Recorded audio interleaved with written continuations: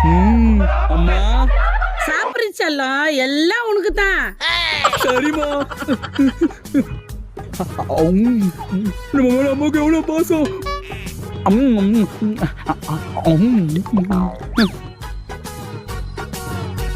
அக்கா நான் சொன்னதெல்லாம் செஞ்சிட்டீங்களாக்கா?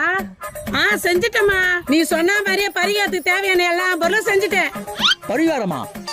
அக்கா பரிகாரத்துல கொஞ்சம் தவிர நந்தாலும் நீங்க வேணது பழிக்காதுக்கா. மா நல்லா பாருமா, நீ சொன்ன மாதிரியே வடம் பாயசம் இருக்கு, கேசரி இருக்கு, பொங்கல் இருக்கு, சாப்பாடு இருக்கு. அக்கா எல்லாமே இருக்கு, ஆனா மாடு இல்லையே. மா நல்லா பாருமா, இந்த ஒரு எருமாடு சாப்பிட்டு. நீ சொன்ன மாதிரி பரிகாரம் செஞ்சு எருமாட்டை சாப்பிட வச்சிட்டேன். நான் வேண்டது நடந்துரும்.